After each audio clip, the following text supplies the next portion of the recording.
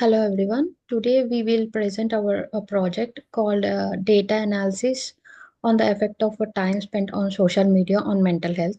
This topic is very relevant in today's world, especially among young people.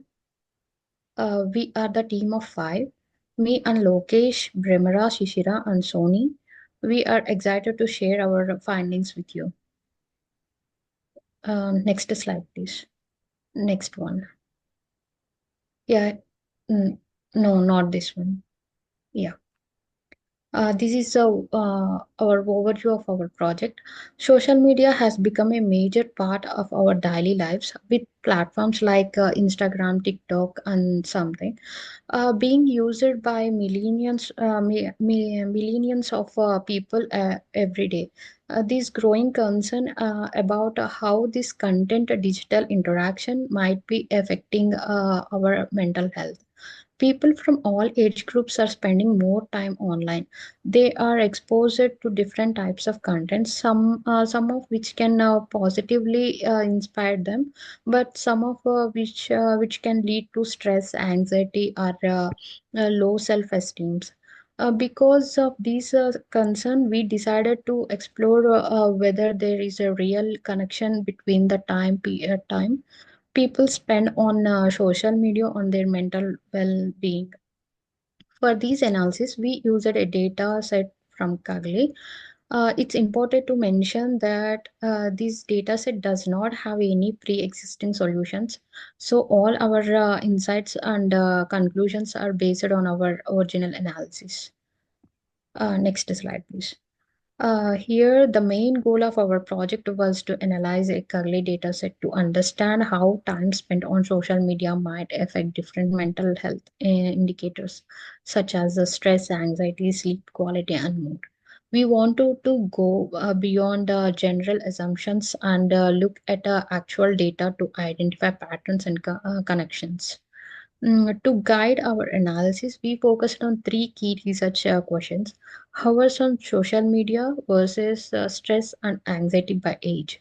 First, we looked at how the numbers of hours people spent on social media relates to their stress and anxiety levels, and how this varies by age. For example, does a teenager who spends 6 hours on online feel more anxious than someone older who spends the amount of time? Second one is a preferred platform effect on mood.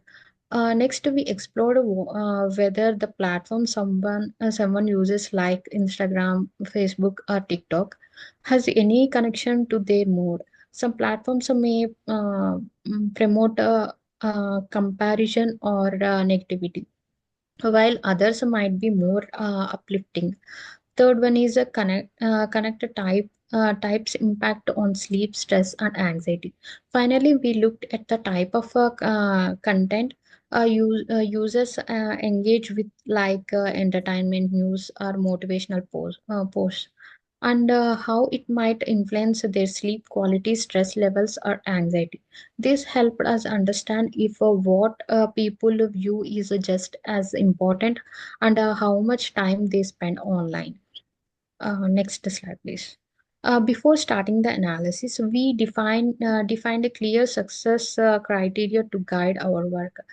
These helped us stay focused and measure the quality of our findings. First, we looked at the usage patterns across the different age groups. We want to understand who uses social media the most, and how their behavior differs. For example, younger age groups might use social media for entertainment, while older age groups might use these for news or staying connected. These patterns helped us segment our data meaningful. Next, we focused on identifying a correlation between social media behavior and mental health indicators, such as anxiety, stress, and sleep quality. We used statistical tools to check whether high screen time is linked with the poor mental health outcomes. These correlation results are central to answering our research questions. Lastly, we aim to present our findings through clear and insightful values. Good visualizations help communicate complex patterns in a simple way. We used bar charts, scatter plots, and pie charts to make data easy to understand and back up our calculations with evidence. Next slide, please. The data set we used for this analysis contains 1,000 rows and 10 columns. Each row represents one respondent from the survey, and the columns captured both their social media habits and mental health indicators. The data set includes uh, demographic information such as age and gender, along with hours spent on the social media daily. Uh, yeah. Their preferred platforms like Instagram or TikTok, and the type of content they engage with, like memes, views, and inspirational posts. We also have several mental health related columns: sleep hours, stress levels, and a scale from 1 to 10, anxiety level from 1 to 10, and columns on whether their mood is affected with the responses like yes, no, or maybe. To analyze the data, we used Python in Jupyter Notebook environment. Specifically, we used Pandas and NumPy for data manipulation and calculations. For visualization, we used Seaborn and Matplotlib. These libraries helped us create clear and informative graphs that you will see in the coming slides. Next slide onwards, my friend will explain. Thank you, Gayatri. And coming to the assumptions and data integrity, firstly, we relied on honest responses from participants. All data reflects self-reported experiences, which we believe provides authentic insights into how people perceive their social media use affects them. And secondly, we implemented standardized ratings for mental health measures. Specifically, stress and anxiety were rated on a consistent 1 to 10 scale. Uh, Finally, like we confirmed active social media use among all respondents. Every participant in our study regularly uses at least one social media platform, ensuring relevance to our research question. These foundational assumptions help strengthen the integrity of our analysis and subsequent conclusions. And coming to the data preparation library import, our analysis began with setting up the proper technical environment. As you can see, we imported several essential Python libraries. Pandas, which provides the data structures. Uh, just a second. Data structures and NumPy for numerical operations and calculations, Seaborn for creating visually appealing statistical visualizations, Matplotlib.pyplot to generate our graphs and charts. These libraries created a robust framework for processing our social media and mental health dataset, allowing us to move from raw data to meaningful insights. Next slide, please. Yeah, coming to the data loading and preview. After setting up our environment, we loaded the CSV dataset containing our survey responses. The preview shown here displays the last 5 entries of our data. As you can see, our dataset includes several key variables, demographics like age and gender, social media usage metrics, specifically hours spent daily, platform preferences like Facebook, X, Twitter, or Instagram, and content type consumed like news, entertainment, educational, and fashion. Health indicators including sleep hours and mental health measures like stress level and anxiety levels, physical activity levels, and overall mood assessment. This comprehensive data set allows us to examine multiple factors that might influence the relationship between social media use and mental health. Next slide, please. Yeah, coming to the data quality checks. Before dividing into analysis, we conducted thorough data quality checks, which revealed like our data set is complete with 1,000 entries and no missing values across all columns, providing a solid foundation for our analysis.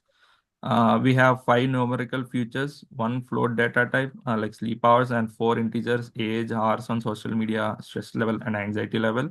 The data set includes five categorical features, namely gender, preferred platform, content type, physical activity level, and mood affected by the social media. The data set is efficiently stored with a memory size of approximately 78.3 KB. These quality checks confirm we are working with clean, well-structured data that's ready for meaningful analysis. Yeah, coming to the descriptive statistics summary, like it provides valuable insights into our data sets. Like the average age of participants is approximately 31 years, with ages ranging from 18 to 44. Gender distribution shows like 456 participants identify as female, suggesting a relatively balanced sample. On average, participants spend 4.46 hours daily on social media, with some reporting up to 9 hours.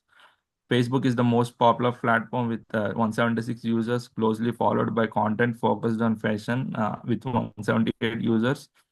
And average sleep duration is about 6.88 hours per night. And the mean stress and anxiety levels are 5.55 and 5.51 respectively on our 10-point scale.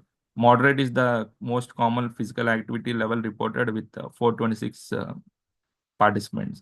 These statistics help us understand our population sample and establish a baseline for deeper analysis of how social media usage patterns correlate with mental health indicators. And Sony will continue the next part of presentation. Thank you, Lokesh. Coming to the key descriptive statistics and demographics. So, the main purpose of this slide highlights that the foundational statistics used to understand the data structure and the population characteristics. So, the main points over here are the descriptive analysis, this descriptive statistics, which includes measures like mean, median, mode, static deviation, standard deviation, min and max values. This help in understanding the central tendency and spread of the data.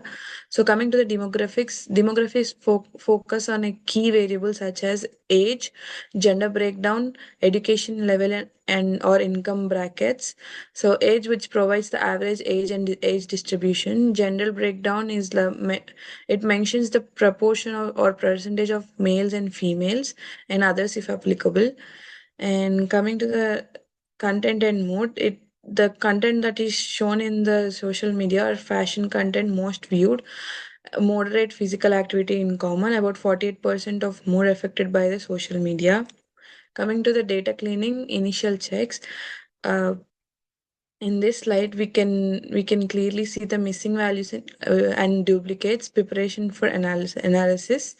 So that this explains the first step in preparing the dataset for analysis by identifying and correcting the errors.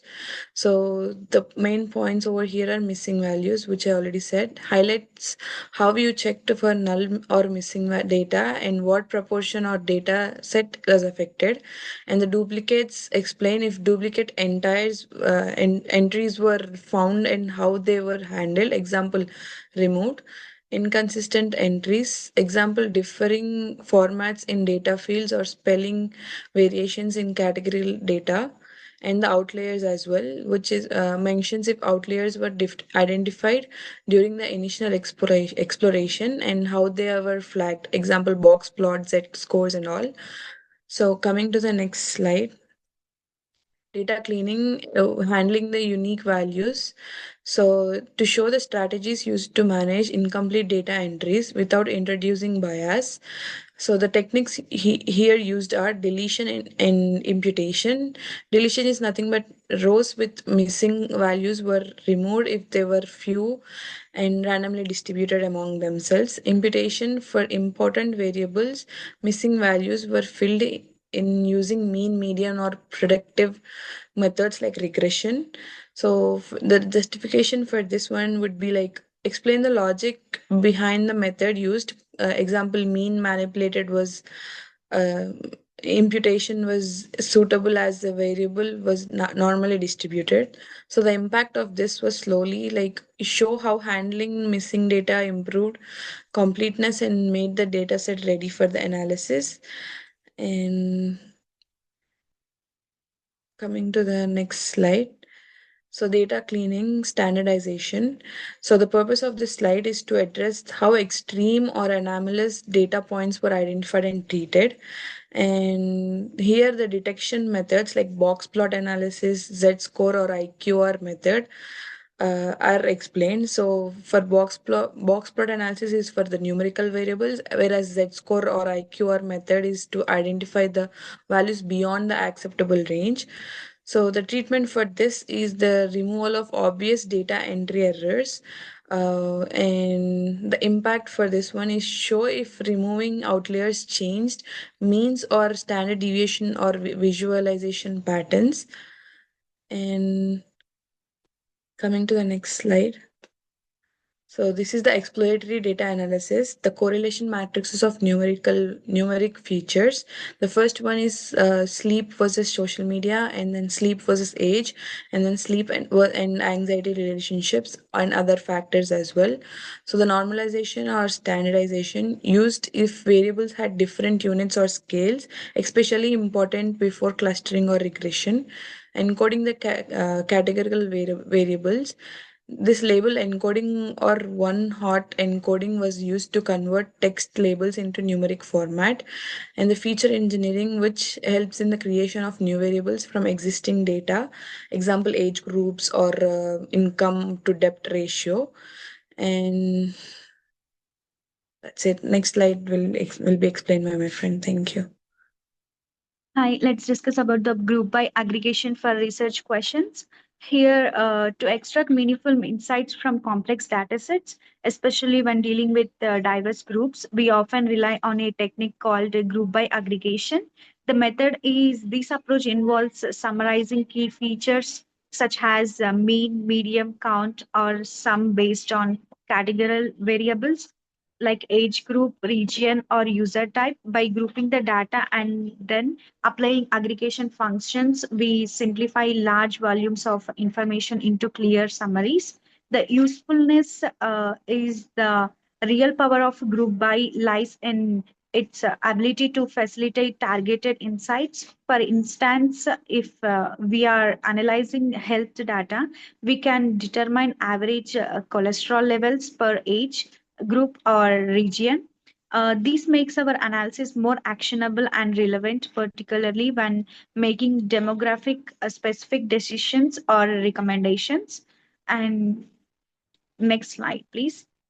Yeah, has shown in the image, analysis use this method to monitor trends and patterns efficiently across different categories, allowing for better data driven decisions. Uh, Here we have the social media usage. Uh, Moderately consists across all age groups, suggesting other factors influence stress and anxiety trends. Both stress and anxiety increases slightly with age, especially in 25 to 34 age group and younger adults. Individuals from 18 to 24 report lower anxieties and stress related to social media. Next slide, please.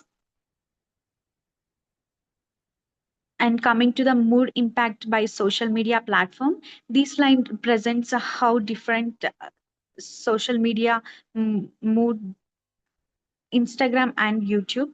Highest proportion is similar to 50% of users report mood affected by social media.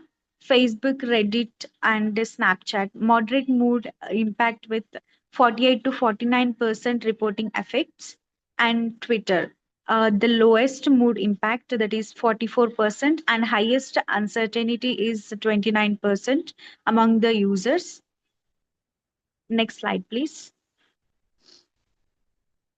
And here we have sleep, stress, and anxiety by content type. We have the sleep hours defined as means and fashion yield highest sleeps are 7 plus hours. Educational content yields short sleeps are 6.5 hours. Next, the stress levels. Education and fitness content show highest stress, like 5.8 hours, and fashion news means show lowest stress has 5.4 or below.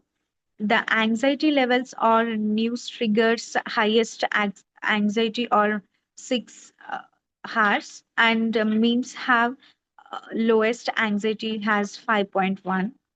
Next slide, please.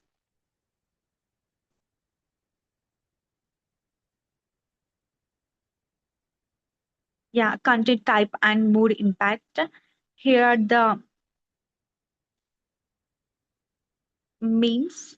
Uh, the highest mood impact with over 52% reporting effects like due to emotional engagement, and the educational uh, and entertainment.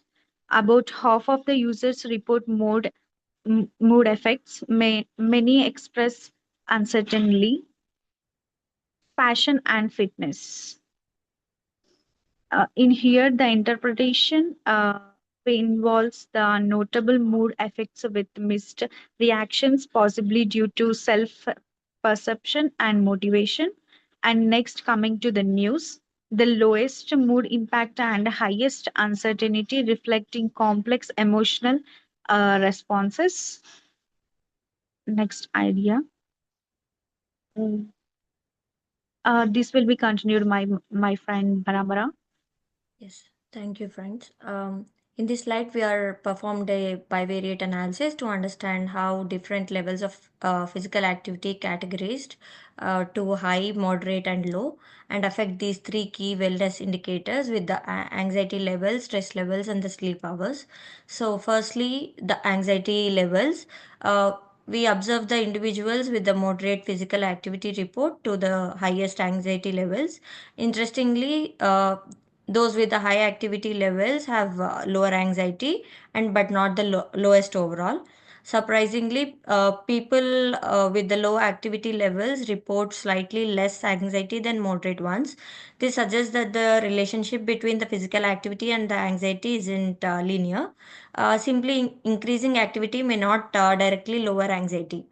Stress levels, the middle chart, which shows the anxiety. Unlike anxiety, stress levels remain almost the same across all three activity groups.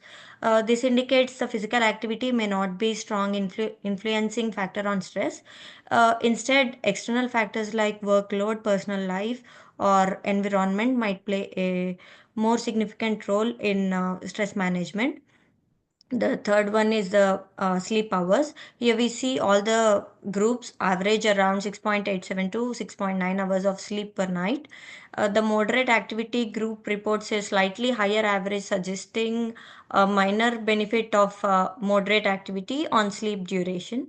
However, the difference is minimal, so the physical activity doesn't appear to have a major impact on sleep in this data set. Next slide. This slide presents a summary of the main insights from our analysis of how social media use, content type, and demographics influence sleep, stress, anxiety, and the mood. First one is the sleep pattern. We found that the sleep is not significantly influenced by any of the main factors that we analyzed. Not social media use, not age, not even stress or anxiety. This suggests that other variables like personal lifestyle or physical health may play a bigger role in determining sleep duration. The second one is a social media use. Interestingly, the number of hours spent on the social media does not directly correlate with higher stress or anxiety. So we observed a slight increase in the stress and anxiety with age, indicating the age-related factors may amplify these effects over time. So third one is the platform mood impact. Instagram and YouTube users report the strongest mood effects. That means their emotional responses are more impacted by what they see. In contrast, users of X, which is Twitter, tend to show more uncertainty. possibly due to the platform's exposure to a wider range of controversial or polarizing the content. The other thing is the content influence. Among all content types, memes have the strongest positive impact on mood, likely due to humor and reliability.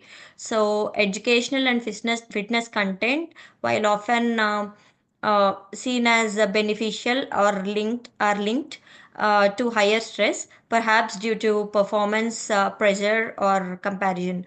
Finally, news content correlates with increased anxiety, which is consistent with concerns around negative headlines and information overloaded. So, these are the recommendations for the users, which is moderate time. So, we have to maintain the moderate time for the sleep to negatively affect for the mood. Also, we have to maintain the moderate time for the social media usage, so that it'll make the positive mood.